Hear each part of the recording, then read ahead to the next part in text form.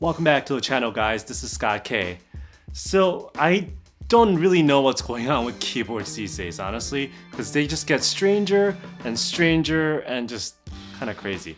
Case in point is the Fly65 by Velocifire. At first glance, it looks like a very normal looking keyboard. I mean, the design is actually quite nice, right? But that's pretty much where it kind of ends. Then this begins. On the bottom of the keyboard is a fidget spinner. Yes, a fidget spinner. On the bottom of the keyboard. But why? It's odd to say the least, but what about the rest of the keyboard? Let's get started. I'm going to try something new here. I'm going to give you like the overall summary of the video like straight up, right? Then go into the details of the actual keyboard. So for those of y'all with no patience, I got you. So as the name suggests, the Fly65 is a 65% custom mechanical keyboard by the manufacturer Velocifire. Velocifire put out quite a few nice keyboards in the past, right? If you recall, Hope 75 and the Sisyphus being some of the great keyboards in many different ways. Hope was just a gorgeous keyboard, and the Sisyphus had such a unique design and a fantastic typing sound.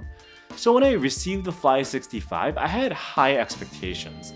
And sadly, I think this was one of the few times I was just confused by a keyboard. Yes, the theme is fidget spinner, fine. But the execution of this is not the very best in my opinion. I don't think anyone will flip the keyboard over and fidget with this. It would probably have made more sense to make it a functional design element, maybe on top of the case or side of the case, honestly.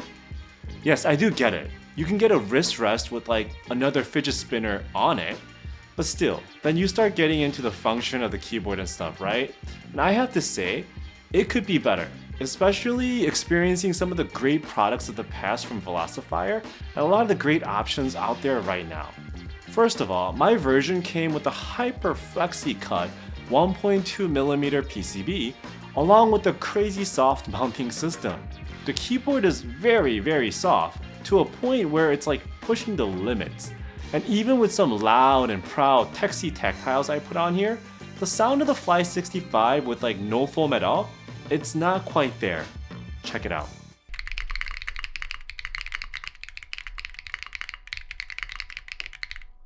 Unfortunately, the keyboard has a very thin and fairly high-pitched sound. At this point, I was ready to just like write this keyboard off, right? The keyboard that looks very nice, with somewhat of a gimmicky spinner thing on the bottom, too soft and too weak of a sound for around $225, which is actually what my version here costs. Then I decided, what if I like foam it up? So I built the entire thing out with every foam imaginable that was provided with the keyboard, like bottom up with the foam. At this point, the crazy soft and loose feeling of the keyboard, it actually did manage to go away. Overall feel was still quite soft, but you know, still very solid. And the sound? Well, let's check it out.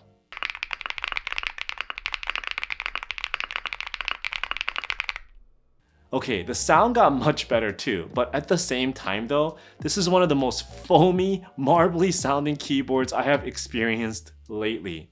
So, the Fly65, if you're in the market for a very nice and unique looking 65% keyboard with a strange, unique feature on the bottom of it, and love the sound and feel of foam to the maximum, then you know what? You can consider this keyboard. However, if you are a purist looking for like a acoustically and also haptically optimized keyboard without any usage of foam, then you may want to look elsewhere. In addition, in my opinion, the fidget spinner is somewhat gimmicky, like the one on the bottom, right? Especially the fact that you can't even access it unless you like flip it over upside down or you buy the wrist rest. Alright, if you're interested in the details, let's keep going. So the Fly65 has an interesting case design where the back is a very ornate and with multiple stacks of details carrying through. The side profile of the case is actually very reminiscent of the Wind X series of keyboards, which is actually not a bad thing at all. Those are great looking keyboards. The keyboard does have a fairly aggressive 9-degree typing angle, which kind of promotes the whole usage of their spinning wrist rest thing, right? Inside the case, if you don't go for the wireless version, you do have like a silicone dampening insert, which also has foam inside that to make it the whole entire thing pretty ultra squishy. What's interesting is that the sample I have is called Starry Black, which includes like these little speckles of color. It's actually quite unique and nice. Finally, the case is also held together by screws from the inner perimeter, which makes the design very clean on the outside. Overall, honestly, the design aspect of this keyboard is pretty spot on, and it's a great looking keyboard, a great 65. Now, moving on to the plate.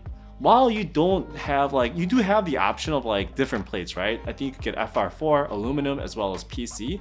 The version I have, and the default, is the Hyper Flexi Cut FR4 plate. This shares the individual flex cuts similar to what you have seen in an Owlab Mr. Suit plate in the past.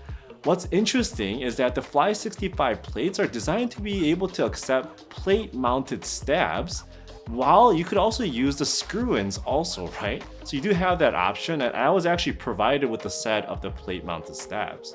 Speaking of that, the PCB also carries the same kind of cut structure, and even takes even further with long horizontal cuts that run every single row.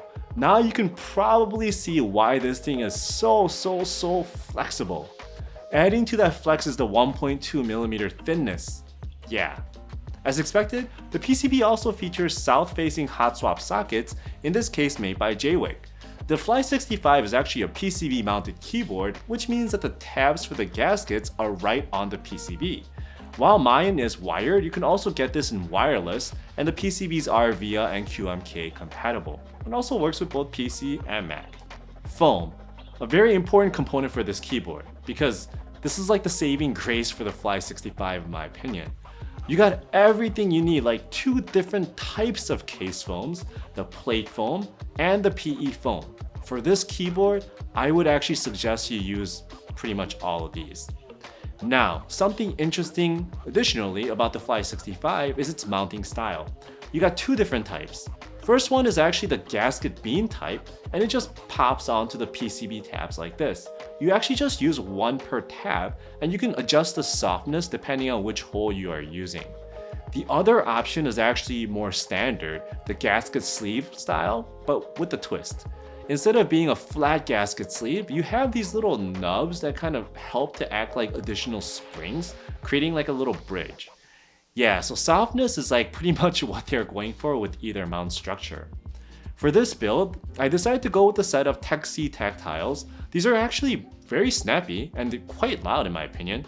So I mentioned the plate mounted stabs, right? I was provided with the set, but honestly, they were a little bit wobbly and not the very best. For keycaps, I chose a set of KBDFANS clear ones to play off the speckles of the case and add a little bit of color too. The keyboard overall, it looks pretty nice. It looks unique and charming, but that's not everything, right? Like I talked about before, if you don't use any of the foam, the keyboard is pretty floppy to a point where it just feels strange when you're using it, and it kind of feels like it's bottoming out. If you do use the foam, it does help to stabilize it quite a bit, so foam it is. Now let's talk about the typing sound, shall we? I'll give you 3 different types of scenarios.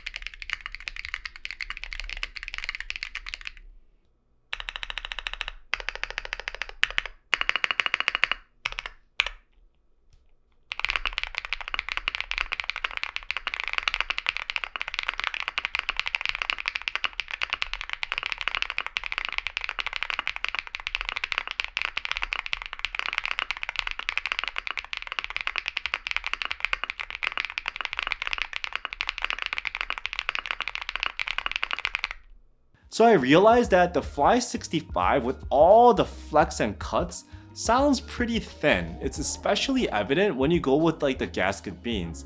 The sleeves are a little bit better. But if you want to maximize the sound, right, you do need to fill it up with foam, including the PE foam. That, along with the gasket sleeve, it does amp up the sound of the Fly65 quite a bit, and also does make it super marbly, so that's something that you need to be aware of. Alright, so the Fly65, a unique keyboard with some unique features, like the spinners on the bottom, as well as the spinning wrist rest. The spinner on the bottom, in my opinion, it's a bit gimmicky, to be honest. In my opinion, but to each their own, right? And I suggest using the foam with this one. As usual, if you enjoyed the video, please like and subscribe, and I'll have more content for you in the future. Thanks.